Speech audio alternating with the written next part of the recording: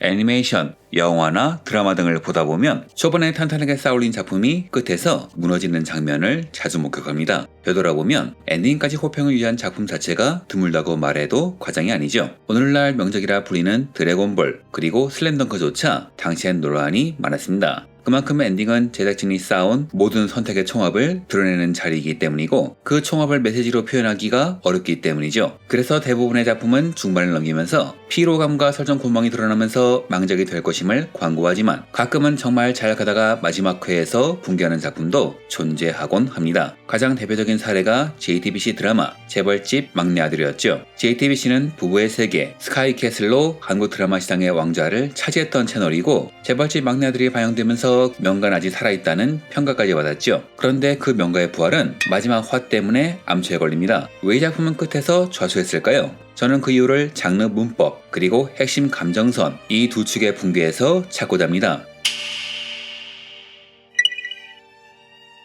재벌집 막내 아들은 국내 최대 재벌에 다른 재벌의 여러 요소를 섞어 만든 순양이라는 그룹을 무대로 한 인기 웹소설이 원작입니다. 2022년에 JTBC가 이를 드라마로 만들었고 특유의 작품성, 진양철이란 걸출한 캐릭터 그리고 송중기를 비롯한 배우들의 열연으로 20%대 시청률을 기록하면서 엄청난 화제성을 끌어올렸죠. 유튜브 쇼츠는 물론 주변 어디서나 최근 내용을 받는 이야기가 자연스럽게 오가는 분위기, 특히 진도준과 비슷한 시기를 살았던 시청자에게는 그야말로 화제의 화수분이었습니다. 넷플릭스와 유튜브가 모든 이슈를 끌어들이는 세상, 이 어려운 세상에서 재벌집 막내 아들은 이슈 몰이에 성공한 것이죠. 마지막 화가 공개되기 전까지 말이죠. 장안의 화제였던 이 작품은 마지막 화가 공개된 이후 악평의 소용돌이에 휘말리게 됩니다. 그 이유는 무엇일까요? 이후부터는 작품에 스포일러가 나오니 청취에 주의하시길 바랍니다.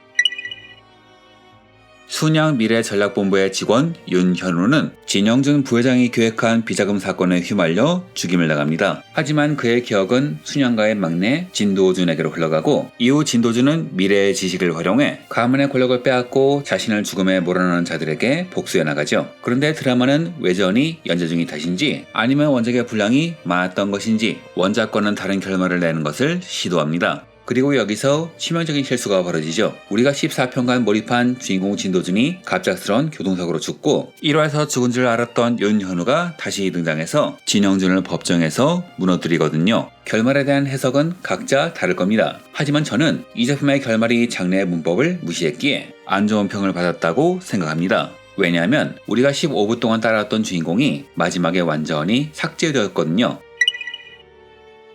재벌집 막내 아들, 이하 재벌집은 회귀물, 빙의물, 전생물, 그리고 복수물입니다. 기업 드라마, 정치 드라마로서의 요소는 장식품이기도 하죠. 그런데 회귀물에서 가장 하면 안 되는 실수가 무엇일까요? 바로 그건 다 꿈이었다고 말하는 겁니다. 히트하는 회귀물의 조건은 무엇일까요? 지금의 나보다 더 나은 삶을 살아보고 싶다. 세상 거의 대부분의 사람은 현재 자신에 만족하지 않습니다. 가난한 자든 부자든 더 나은 내일의 나를 원하죠. 그런 사람들에게 환생에서 더 나은 환경에서 자신의 역량을 펼쳐 성공하는 것을 보여주는 것이 바로 회귀물이죠. 그리고 성공한 회귀물은 하나같이 주인공의 삶을 대신 살아보는 대체 경험을 시키는데 성공합니다. 나 혼자만 레벨업의 성진우는 최약체에서 최강자로 성장하며 전지적 독자 시점의 김독자는 자신이 읽은 소설 속 세계를 자신만의 지식으로 헤쳐나가면서 특별함을 선사하죠. 하지만 재벌집은 갑자기 도준이를 죽이고 지금까지의 대체 경험이 윤은우의 기억 혼재 또는 환생이었다는 식으로 해석을 바꿔버린 겁니다. 이것은 장르물의 가장 기본적인 약속을 깨는 행위이자 시청자와의 신뢰를 배신한 것이기도 하지요.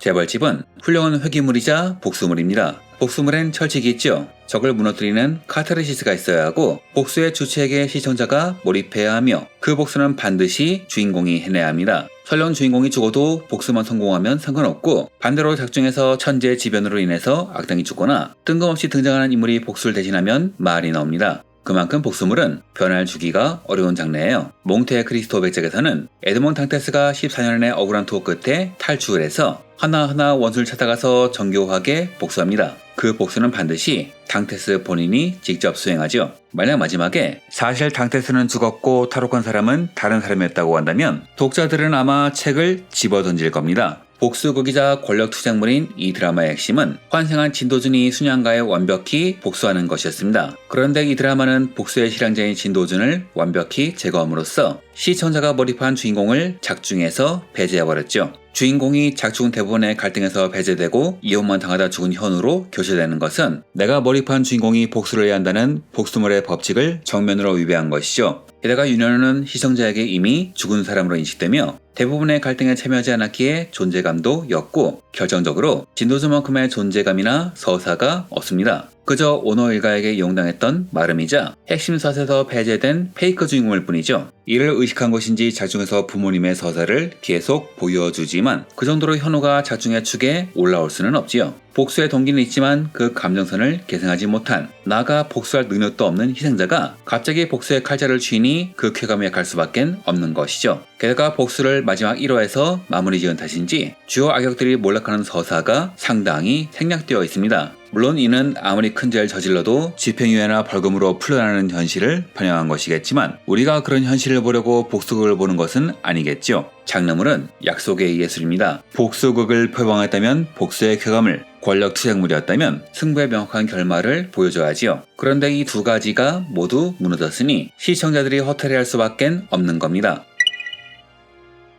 작품 초반은 한국 재벌 시스템에 대한 날카로운 풍자가 중심이었습니다. 세습 구조, 계급 문제, 재벌 자본의 법적 사각지대, 이를 활용해 순양을 뒤집는 진도준의 활약에 사람들은 몰입할 수밖에 없었죠. 이는 원작 웹소설의 미덕을 훌륭히 계승한 것입니다. 그런데 이 드라마는 왜 결말이 망한 것일까요? 저는 윤현우와 진도준이 목표도 성격도 완전히 다른 별개의 캐릭터였기 때문이라고 봅니다. 윤현우는 순양 일가에 의해서 모든 것을 잃어버렸습니다. 그는 비자금을 폭로해서 복수를 하는 것이 목표이며 그렇기에 그는 법정 스릴러물의 주인공이 되어야죠. 만약 윤현우가 주인공이라면 드라마 1화부터 그가 어떻게 비자금의 증거를 모으고 검찰과 언론을 활용해서 진영준을 압박하는지를 보여줬어야 합니다. 내부자들이나 리멤버처럼 말이죠. 하지만 진도준은 순양을 통째로 뒤집고 복수하는 것이 목표입니다. 전생과 현생에서 악역인 진영준과 권력투쟁을 해야 하고 나아가 전생의 복수도 해야 하지요. 즉 순양그룹을 부숴버려야 하는 윤현우와는 달리 진도준은 순양그룹을 살려야 하는 겁니다. 내부자로서 그룹의 정점에 올라가 진영준을 짓밟아야 하는 거지요. 대부의 마이클 꼴레오네처럼 말이죠. 이는 무대의 내부, 외부라는 큰 차이가 있으며 칼질을 손에 넣고 휘두르는 사람의 차이기도 하죠. 서사의 결도, 복수의 방법도 완전히 다릅니다. 왜 이런 결말이 되었는지 밝혀지진 않았지만 저는 웹소설의 모든 분량을 드라마화하려면 시즌제가 필요하지만 방송 드라마에서 시즌은 무리이기에 일정 회수해서 작품을 끝내야 했고 그렇다면 보편적 정서인 재벌 비리의 처벌로 끝내기 위해서 재벌의 일원인 진도준을 덜어내고 서민인 윤현우를 다시 부른 것이 아닌가 생각합니다. 진도준이 순양을 차지하면 결국 또 다른 재벌의 탄생이니 서민 출신 윤현우를 내세워 정의는 이긴다는 메시지를 주려고 했던 것이 아닌가 하는 거죠. 하지만 윤현우는 완전히 성격이 다른 주인공이기에 이야기가 무너진 겁니다. 그런데 이런 실수는 생각외로 많이 벌어집니다. 오징어 게임도 결과적으로 주인공인 성기훈이 죽고 적의 우두머리인 프론트맨이 승리한다는 이야기니까요. 사회 풍자로 결말을 내려는 작품이 흔히 벌이는 실수이기도 합니다.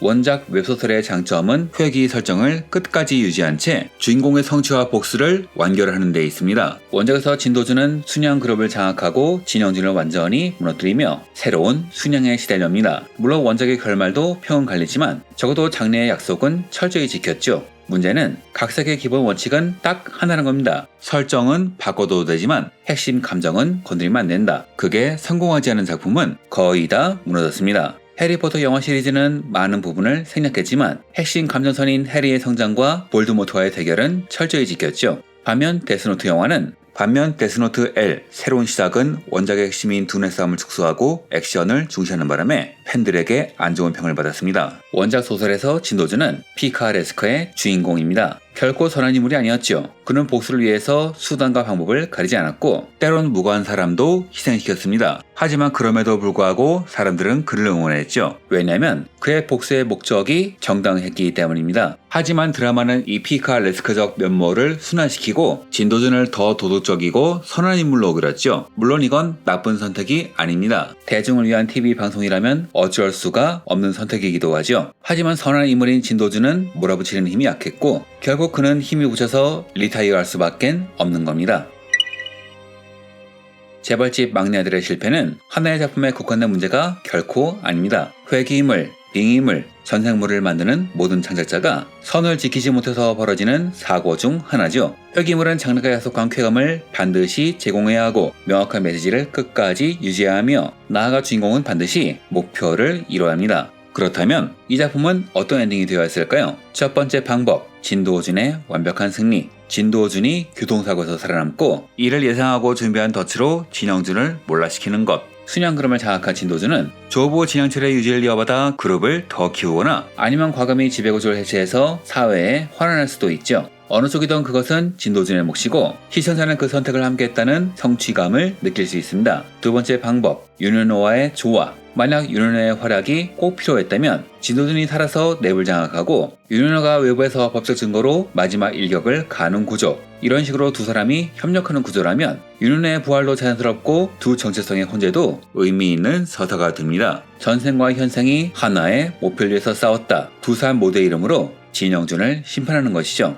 하지만 결말은 우리가 아는 대로입니다. 재벌집 막내 아들이 실패한 이유는 결말에서 새로운 시도를 한 것 때문이 아니라 시도한 방식이 장래의 뼈대를 흔들어버렸기 때문이죠. 그래서 이 작품의 정답은 단 하나라고 생각합니다. 진도준이 살아서 지적 보수를 완결하고 새로운 순양에 시달려는 것. 그 외 모든 구조는 시청자의 감정선과 논리, 장르 문법 모두에 어긋납니다. 저는 그래서 이 작품은 마지막 화만 다시 만들면 어떨까 하는 생각을 해요. 사실 요즘엔 불가능한 일도 아니죠. 결말이 두 개인 작품이 존재하는 시대니까요. 이상으로 영상을 마칩니다. 시청해주셔서 감사합니다.